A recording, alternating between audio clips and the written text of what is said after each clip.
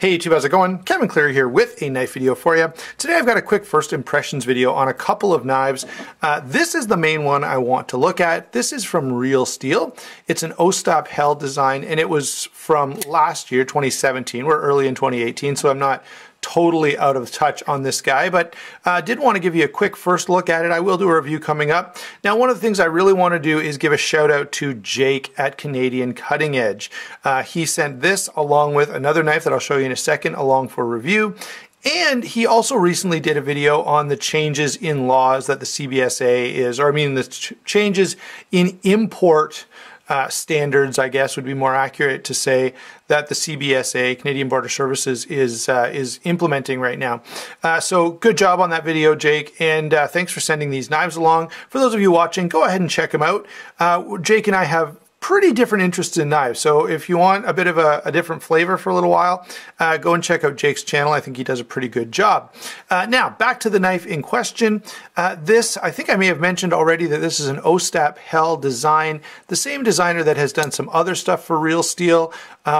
Definitely did the G3 Puko, which I have here, and I'll do maybe a little more of an involved comparison between these two in my full review, but just thought I'd throw this in there because it's been a pretty popular knife for RealSteel.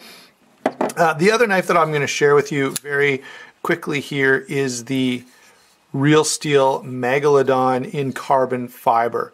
Now, you guys know, if you've watched any of my videos for any length of time, that I was a huge fan, still am a huge fan of the original titanium Megalodon. I'm not sure what I think about the blade here. I feel like the previous blade was maybe a little more useful, but this one is a little more stylistic, although still very nice. So anyway, I'll bring this one back in a second. Let's go back and focus on the G5 for a moment. We'll start with the blade, and let's see if I can get a good spot there where you can really see it well. Okay, so there you go. You can see that full flat grind satin finish on that 14C28N blade steel. The stock here is pretty thin, and it's nice and thin behind the edge, so this is going to be a pretty slicey blade. Now, it is slim, and it's slim at the tip, so this is not a blade I'm going to want to use for, you know, batoning or anything like that. It's going to be pretty geared toward sort of a gentleman's folder type of use, although it will be very well suited for those kind of tasks, and even a light EDC knife. This would serve well for most of your cutting tasks.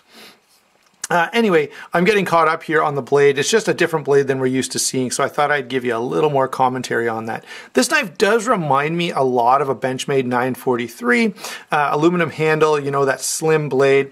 We do have a liner lock. Of course, that's going to be completely different from the Benchmade, as well as, check this out, floating backspacer. I know I'm getting ahead of myself, haven't talked about the action too much, but it is going to be on bearings. It's nice and smooth, and deployment is via front flipper. So that's kind of a thing these days. Now notice this knife is going to be exclusively a front flipper. You're not getting it out any other way. You can't get a hold of the blade. It's not two-end opening. It's nothing. It's front flipper, and that's it. Okay, so that's something that some of you may have an issue with, or maybe not. And you know, to me, it's neither here nor there. Overall, I'm pretty impressed with the action in terms of a first impression. And then now moving on to the handle. Now this is sort of an orangey pink, and I'm not a big fan of this color at all. It is, the other thing I will say, first impression, pretty slick. Okay, I'll have more to say about that in the full review. You can see that nice pocket clip there. I haven't even tried this in pocket yet, so I can't say much about it other than it's there, and it is single position right hand tip up carry. So there's the G5 Metamorph. Let's grab some numbers on it. Oh, got the wrong end of the ruler there.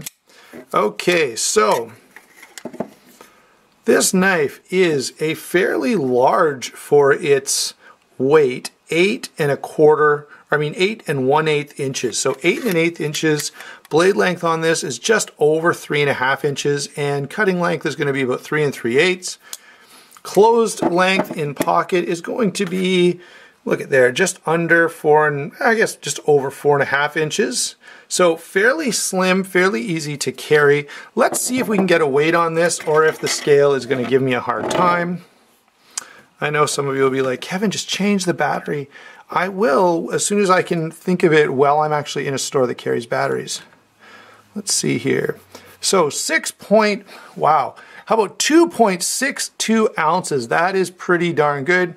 Look, while I've got this here and it's working well, let me throw the carbon fiber Megalodon on here as well. See what we come up with.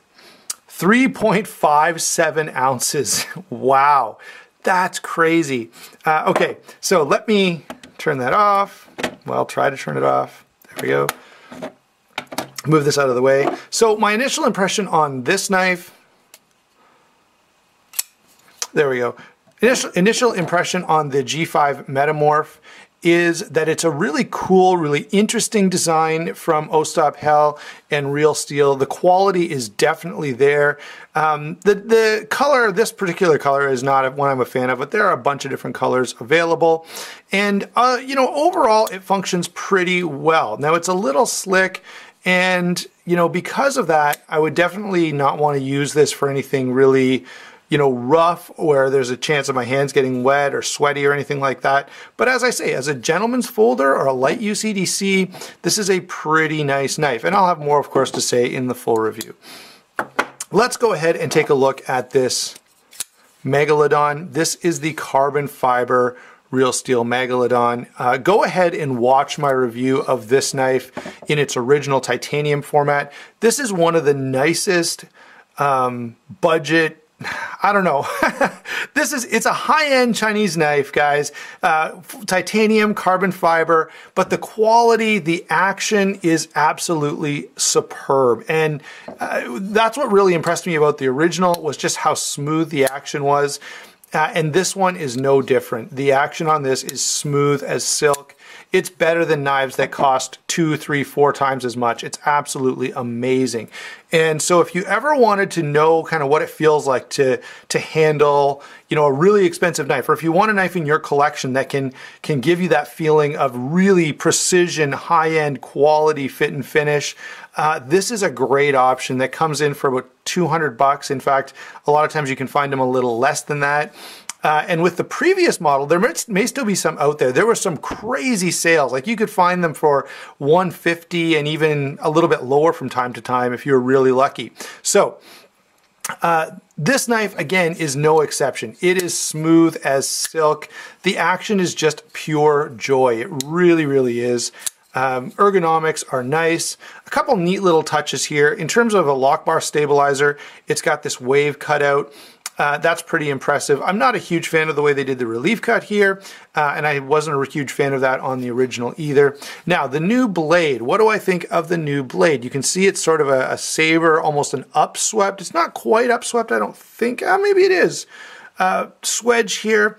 Really, really attractive blade. I think I'm going to say this, guys. Again, a great EDC knife, absolutely wonderful. Definitely a little more versatile than this guy because of the blade length and slightly tougher construction, I would suggest.